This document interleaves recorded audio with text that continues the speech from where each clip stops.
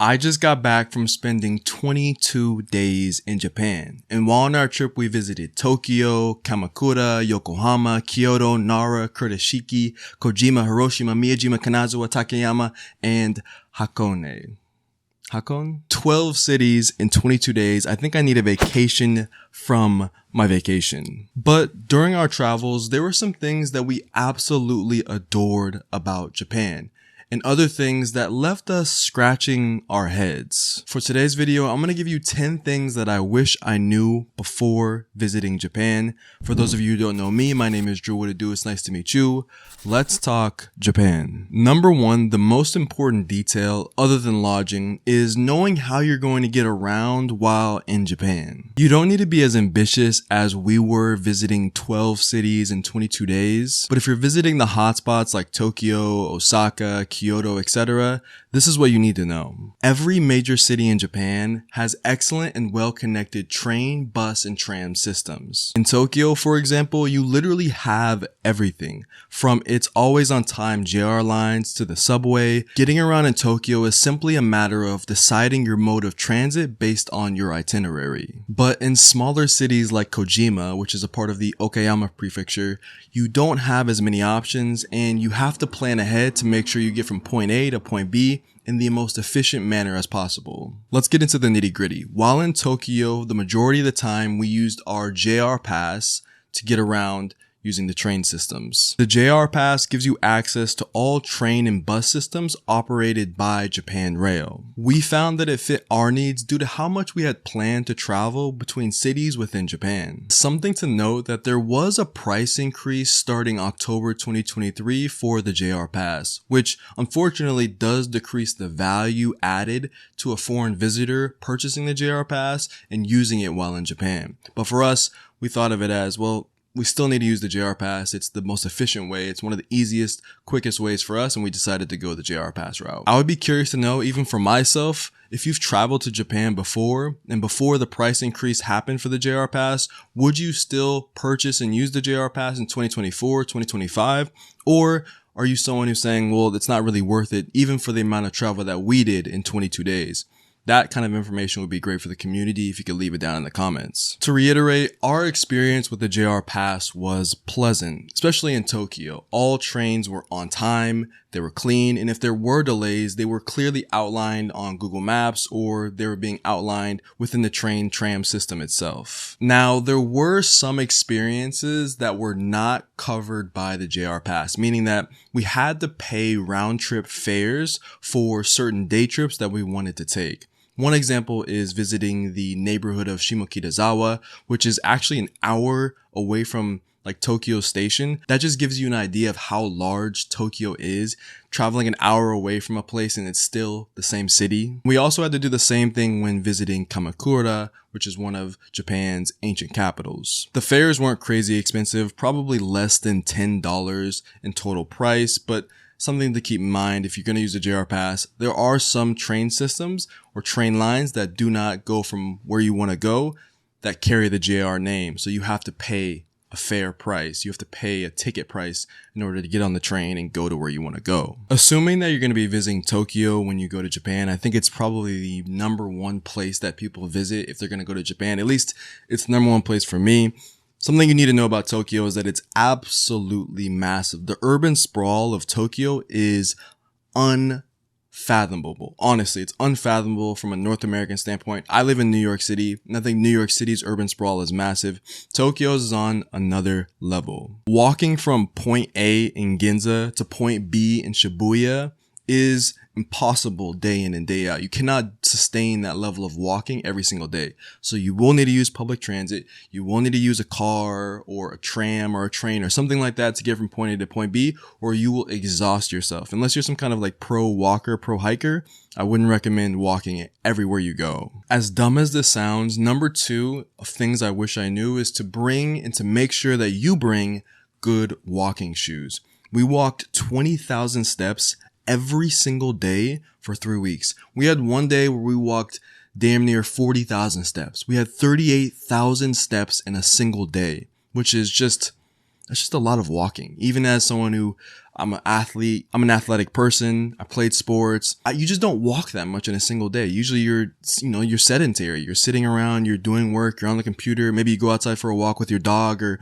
your cat or whatever it may be and get some fresh air, but you don't walk 40,000 steps. In Japan, if you want to see the things, like maybe we're crazy ambitious, but if you want to see the things, you're going to walk, you need good shoes. And because this is a fashion channel, my insight would be something with like a foam midsole, something that has good breathability so you're not overheating when you're wearing the shoe. Maybe a shoe that you've already broken in as well. You don't want to be breaking in shoes walking 20,000 steps. The amount of blisters and just grossness that will be on your feet is not going to be cute while you're in the onsen in Japan, okay? So make sure to bring good walking shoes. Okay, number 3 is in regards to inner city travel. And we're talking about transportation here. This entire section is about transportation, but I want to really hone in on intercity travel. One of the absolutely coolest experiences that I had in Japan was taking the bullet train. Here in the United States, there's really nothing like it. We have Amtrak, but it doesn't go nearly as fast. And to be in this essentially rocket train was epic. It was truly epic. I don't know any other word to describe it other than epic. This is where the value of the JR pass, I think, comes more into play. And this is where things get a little complicated and you'll have to hone in your itinerary based on what you plan to do and how long you're in Japan for. The Shinkansen, or bullet train, it's just called the Shinkansen in Japan, operates sort of like prepaid airline fares. With the JR Pass, you're able to reserve your tickets in advance so that you can have a seat on the train. Right? Makes sense. Now, to be fair, I'm not sure how much the cost of tickets are currently for the Shinkansen per route, but the value for us was we knew we were going to travel to multiple cities that needed bullet train type of speed in order for us to accomplish visiting 12 cities in 22 days. And so because we used the bullet train several times, and because the cost of the bullet train is, maybe I'll put a value on the screen just so you can understand why we decided to go with the JR Pass, because we used the train a ton while in Japan. Because the value of just being able to bundle all of the cost on a JR Pass and pay for the prepaid tickets, that's why we went JR Pass as opposed to using something like paying for each individual fare one by one. And bundling the fares under one JR Pass management system just made the most sense for us. There were 3 people in our party, and so it just worked out that we wanted to use JR. Make sure you do your homework when it comes to inner city travel using the bullet train in Japan. For me, like I said, it was one of the absolute coolest experiences to be whipping like on the ground level through the country of Japan, Mount Fuji out the window. Like, it was just unbelievable. I wouldn't trade it for anything else. I love the experience on the Shinkansen. Number 4, public transit goes to bed early. And I do mean early in Japan. This is a big thing that we almost had to learn the hard way while in Tokyo. Essentially, the final trains and buses stop operating at midnight and then don't operate again until 5 a.m. So that 5-hour gap, if you miss the train at midnight, you're basically screwed, right? Because you're either going to have to pay a taxi, which is 10, 20 times the fare of what maybe taking the subway or taking the train would be, or you're going to have to walk, and depending on how far you are, that could be a very, very long walk. But hopefully you brought some good walking shoes. It's not uncommon in Japanese culture that you'll see people who just sleep on the street if they miss the train. Now, we were out late like that a couple of nights, and we were in walking distance of our lodging, and we saw people just kind of like posted up outside, not homeless, in suits, looking and dressed really well, but they were just sleeping on the street because they missed that midnight train. They missed that midnight bus. So they could either pay a taxi fare, and sometimes people don't want to pay that taxi fare, or they could sleep on the street. It's a very common thing in Japan that we learned. Very, very interesting thing. Maybe depending on where you're staying, just go out at like 1 a.m. just to see what that's about, because it's a very different cultural thing than what I've seen here in the US when it comes to going out and drinking and partying and things of that nature. Number 5, the last thing I think is really important when it comes to getting around in Japan is don't be afraid to take a taxi, especially if you're pressed for time. I love trains. I prefer trains to cars 10 out of 10 times of the week. But sometimes there are a couple of instances where you're going to have to take a car as opposed to a train, because either a train doesn't go to where you want to go. Even though Japan is very well interconnected, there could be a situation where a train does not actually go, or there's a delay, or there's a problem. And so what you have to do is you have to take a car. We had to do that on 2 different occasions: in Okayama when we were in Kurashiki and we went down to Kojima, and we went from Kanazawa to Takayama, which is like the mountainous region. There was no train that went through these mountains, right? So we had to take a car. And honestly, the perspective of driving through Japan is really interesting. It's really fascinating to, like, as simple as it sounds, to be in another country, to have the point of view of being in a car. They drive on the other side of the road compared to the US, so that's a lot of fun and very different. But what you gain in a taxi is time. What you lose is the cost, right? Because it will cost more to take a cab, a taxi, or a car service. Number 6, let's talk about shopping in Japan. Holy shit. Shopping in Japan is essentially non-stop. It's crazy. It's crazy in Japan. It really is. It's crazy, which is both a good and a bad thing. As my audience knows, I'm a big fan of Japanese fashion, Japanese denim, Japanese architecture, Japanese kitchenware, art. I like Japanese things. You know what I mean? I like Japanese stuff. This jacket is Japanese, right? Like, I like the stuff. If it's Japanese made, I tend to have a bias thinking that it's well made, which in a lot of cases it is, because Japanese people take a lot of care and attention to detail into the products that they put out there. But beyond talking about my interests, the sheer amount of markets and food and trinkets and luxury is honestly unfathomable, you guys. I wish I could explain to you in words and plain English how much stuff there is to just look at and buy and tinker with, but it's just crazy. And you will really only understand how crazy it is once you begin to start traveling around. In Tokyo, it's crazy. In Kyoto, it's crazy. In Hiroshima, it's crazy. Just everywhere you go to, it's just shopping, shopping, shopping, shopping, shopping. So be prepared for that shock, right? Like, it's just, even in New York City, I don't feel like it's as crazy as it is in Japan. It's just unbelievable. One thing that I had to tell myself quite often is that I shouldn't experience FOMO for not picking up or purchasing as much as I think that is available to me, right? Like, right now, the yen to the US dollar to the euro it's pretty weak. It's at an all-time low, which means that you get a lot of value for your foreign currency within Japan. And with all the things that there are to buy, it felt like, in a way,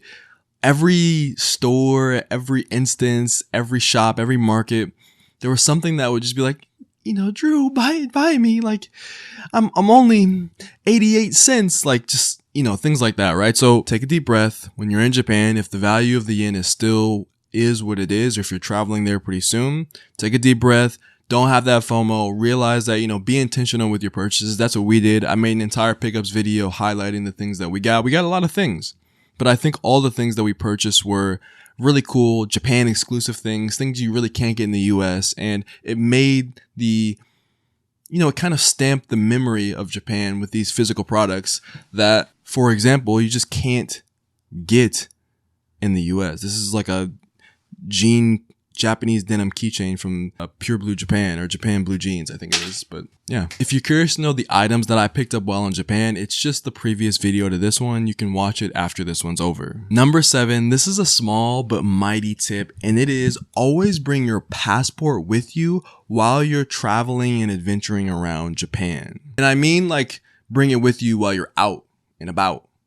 Don't leave it in the hotel. Don't leave it in the Airbnb. Don't leave it in the hostel. Bring it with you. I think it's actually illegal to not have your passport in your possession while walking within the streets of Japan, but for a better reason, a lot of shops are tax-free if you bring your passport and show them your passport if you're going to buy something. So while I just told you to not overbuy when it comes to shopping in Japan, there are some incentives that they also place on top of the fact that the yen is lower to hook foreigners into purchasing and buying things from their country. And one of those things is like the tax-free system in a lot of places, whether you're at a shrine or whether you're at a store, even like the more fashion-y stores, the fashion labels that I care about, they even had tax-free items and tax-free systems in place so that if you wanted to, you could buy the things for cheaper, even cheaper, because there was no tax to it, which is awesome for value. Number 8, this is for the fashion MFs who are watching to this deep in the video, and it is that when it comes to sizing for clothing in Japan, overall my experience while shopping in Japan was great. For those of you who don't know, I am 6'3". I'm about 185-ish pounds I'd probably give myself right now. I put on a couple pounds while in Japan, not gonna lie. And there were no instances where if I tried on a piece or I tried on a pair of shoes or tried on a garment that it didn't fit me. This is a prime example, right? Like, this is a Capital jacket, and Capital understands that its audience is maybe more Western as well, but like, sizing wasn't really a major issue when it comes to the deciding factor for whether I was going to buy something or not. It was more so about, do I like it enough? Is it something that I can wear? Is there a cool story behind it? That was more the deciding factor. Number 9, the food was fantastic in Japan, but there were a lot of instances that annoyed us when it came to eating out while in Japan. Now, the annoying moments all came outside of Tokyo, to be fair. Tokyo was a 10 out of 10 experience in my opinion. I love Tokyo. Tokyo is the shining star of Japan for me when it comes to cities that we visited. Within Tokyo, we had some of the best Japanese, Italian, Indian, American food that we have ever had. Ever. It was that good. But once we left the cultural powerhouse of Tokyo, that's when our frustrations started to pop up more and more. Now, our frustrations mainly stem from the fact that as a group, my girlfriend, myself, and the third party, we like to eat relatively late in the evening. We like to explore, go hard in the morning and the afternoon. And then as we build up our appetite, maybe we have a couple snacks here or there. As we build up our appetite, we like to eat later in the evening. And one of the things that kept happening, and I'll give the example in Takayama, is that we just spent all day exploring. Went to the old town, went through all the different markets, saw really cool buildings, saw cool stuff, and we were hungry, right? And so after we were hungry, Takayama is known for this particular type of like beef. So we went to the first restaurant that was selling this kind of like beef, completely booked out, completely full. Okay. Maybe we just went to the wrong restaurant at the wrong time. Same thing at the second one. Same thing happened at the third one, at the fourth one. Now we weren't looking for beef anymore. We were just looking for a restaurant. The fifth restaurant was full. The sixth restaurant was full. We eventually settled and found a Italian place in Takayama and just had pizza. But it was just that kind of like frustrating, like boom, like over and over and over again. Like maybe bad luck, but at the same time, like it was just frustrating trying to find places to eat. And this happened in Kyoto as well. And maybe it happens in places that are very touristy. It just was a very annoying experience after a while. It happened several times. Really happened several times. Even in one of my favorite cities was Kanazawa. We had just traveled 4 hours from Hiroshima and we got to Kanazawa. We settled in and, you know, this night actually I wanted pizza for whatever reason. We had eaten bento boxes and I kind of just wanted some pizza. And I went to the pizza spot that was closest to the Kanazawa station and I walked in, you know, gave him a good konbanwa and, you know, was talking my Japanese. It began and ended at konbanwa. And I asked them, can I make an order for pizza to go? It's a pizza restaurant. And they said that they had sold out of pizza. And it was like 8 o'clock. And I was like, okay, to 7-Eleven I go. Which is the perfect segue for number 10. One of the best things about Japanese food culture is the convenience store culture and all of the wonders of convenience stores, from 7-Eleven to Lawson and Family Mart. And we even went to a couple like local grocery stores in Japan, which is really cool. They were all fantastic. Let me explain why. Now, before visiting Japan, I didn't get why so many people cared about 7-Eleven in Japan. Because from my point of view as an American, as a United Stateser, 7-Eleven isn't all that great. It's a place where, you know, you can get like a quick, if you need it, if you're down bad, beverage, a Gatorade, a Red Bull or something, just something to drink. Or like a quick snack if you're on a road trip and there's nothing else within sight because you're traveling across the country. I wouldn't recommend going to 7-Eleven as a daily thing for health, right? But in Japan, this concept of the dingy, old, raggedy, don't want to go to 7-Eleven is flipped on its head completely. And I want to say this, if you are going to Japan and if you are from the United States and you have this idea about 7-Eleven, Discard your old mindset about 7-Eleven when you go to Japan 7-Eleven. Please, please, please experience 7-Eleven and Lawson and Family Mart and convenience store culture in Japan. I would say a good 40% of our dinners, because of how frustrated we were with eating outside of Tokyo, were from 7-Elevens, right? And it's because they had such a selection of onigiris and snacks and just different things that you just don't see in the US. It was really one of the things that made our experience fun and unique, was the convenience store culture in Japan. I don't want to spoil it too much. I'm going to be showing more of what I'm talking about in vlogs and other videos that I created about Japan. Just don't miss out on convenience store culture in Japan. I'll say that. Side note, my favorite convenience store probably was Lawson. They had these particular mochi bread, pastry filled, just so good snacks that it's probably why I put on a couple extra pounds and I'm about 185 right now. Okay. It's probably because of 7-Eleven and Lawson and all the goodies within these stores.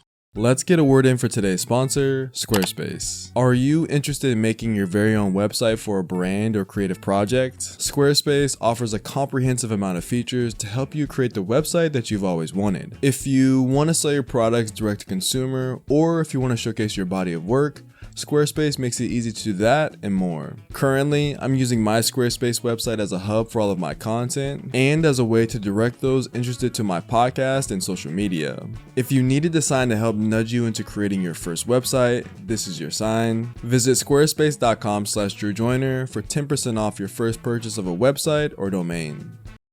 Hopefully you guys are enjoying the video. If you are, like the video. If you want to stay for more, subscribe. Let's bang out some bonus tips before we conclude. First, we stayed in a combination of Airbnbs and hotels throughout our travel in Japan. You can do it in several different ways. You can stay in hostels, you can stay in hotels, you can stay with friends, whatever it may be. But we went the Airbnb hotel route. But I do want to warn you, from my experience, there was one hotel chain, it's called APA or APA, that was just absolutely horrible. I would not recommend staying there. We stayed in the one in Ryogoku. Maybe you've had other experiences with APAs in other parts of Japan, but the one we stayed at in Tokyo was horrible. They kind of hoodwinked us into believing that a double room had 2 beds, and they wouldn't give us another bed, so we were all sleeping in one bed, and the checkout system was horrible. So just stay away from APA if you can. But even with the problems that APA had, I think for every bit of lodging or every lodging that we stayed at, one thing that really impressed me, there were 2 things that really impressed me about Japan that I wish I knew about maybe before coming, which was the toilets. Unbelievable with their toilets. Maybe I had known that, but I just didn't put it together before I left. I didn't really care. I was focused on so many other things. Toilets, absolutely fantastic. Not saying I used a bidet, because I didn't use the bidet, guys. Sorry. I don't really like using public bidets. Maybe if I had my own, I would use it, but I don't really use it. So that's just me though, but like, argue amongst yourselves in the comments. And then I absolutely loved the showers in Japan. The pressure of the showers were on point. Every single hotel, every single Airbnb, just the pressure was so nice, and pleasantly surprised. So if you are someone who, if you come to Japan, you're worried about those things, toilets, showers, on point in Japan. Another really small thing that I'll mention is that while we were traveling within Japan, on Wednesdays, a lot of things are closed. So if you make plans to do things on Wednesdays in Japan, some parts of the country, the touristy parts, Kyoto, Takayama, we went to some markets that were just absolutely closed on Wednesday. And we shouldn't have planned to be in the cities that we were in, because we just totally missed out on an experience that we could not get back because we weren't staying in the city for that long. So that's something to make sure you know. Also, for shopping and with stores, some stores open at like 12 and close at like 5. So there's only like a 5-hour window to actually experience and shop at the store. Something that you need to make sure you keep note of if you're traveling, if you want to visit a specific store. Like, for example, I was in Kojima, this is a bit of a Easter egg to future videos.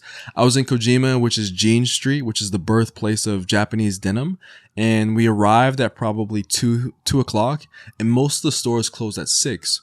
And while 4 hours seems like a lot of time to do shopping, for me, it wasn't really as much because I was making a video and I only got to visit a couple stores. And, by the time I was at my like third store within Kojima, everything was closed, which I'll explain more about that in the Kojima Birthplace of Denim video. The last thing I'll say about Japan is this.